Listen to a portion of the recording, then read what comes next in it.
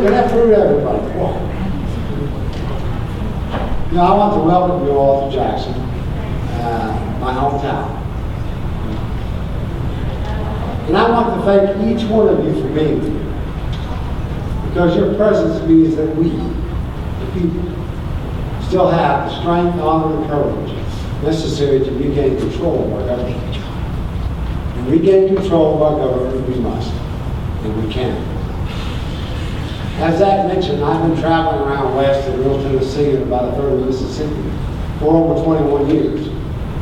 So I've had an opportunity to speak with many people. And sooner or later, you know, the conversations always turn to politics.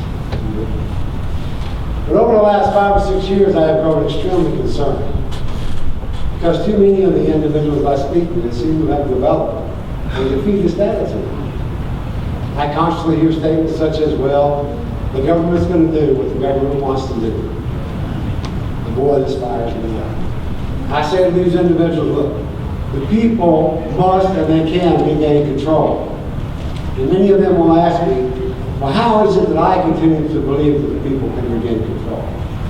And I say it's because I recognize that even though many of our founding fathers believed in a strong central government, they created our great nation with sovereignty belonging to the people.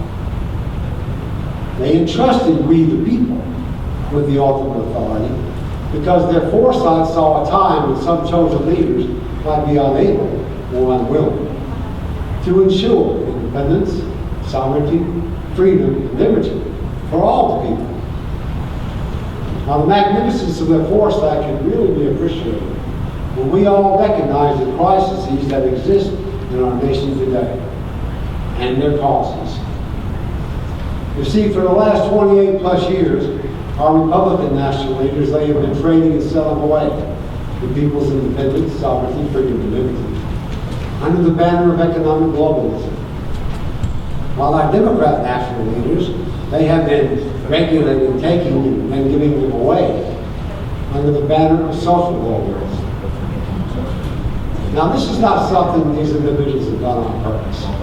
They're Americans. But rather it has been a collateral effect of their obsession with their political party ideologies. You see, the truth is that our Republican national leaders, they keep staring at that Republican tree, and our Democrat national leaders, they keep staring at that Democrat tree, and all the while the forest has been collapsing around them. So when people ask me, they say, well, why is it that you want to run for the U.S. Congress? And I say, well, you know, I spent the last 5 years now, speaking to individuals, speaking to groups, writing letters to the editor of my paper, and I do appreciate them publishing all of them.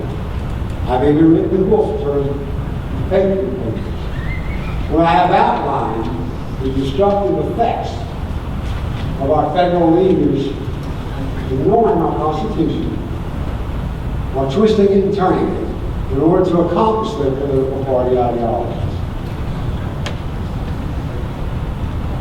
So when they ask me, well, why do I want to go to Washington? I say, well, I want to go to Washington so that I can remind my fellow legislatures, daily if necessary, that the primary responsibility of government at all levels is to protect and ensure the God-given rights of the people.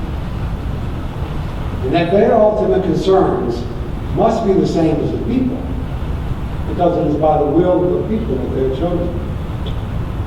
And when they don't understand, and they don't dismiss any legislation that would take away their people's God-given rights, then they have failed in their primary responsibility. And it is this failure that is causing disunity among our people. Because the people recognize that if the failure continues, our form of government will not. So as you make a determination as to my nomination, I ask only that you keep this question in your mind. Shall we be a nation of the people, by the people, for the people? Or shall we be a nation of the few, by the few, for the few. Because the latter is exactly where our Republican and Democrat national leaders have been leading us, and they will continue to do so. So if the Constitution Party wishes to return sovereignty to the people, they need to select a representative who is truly of the people, who is directed by the people, and who works for all the people. And if each of you wish to have trust and confidence in the representative that you send to Washington, you should select a representative who has strength of consciousness, strength of character, honor of word, and a true conviction to the founding principles and ideas of our great nation, our Constitution. I'm Mark Rawles.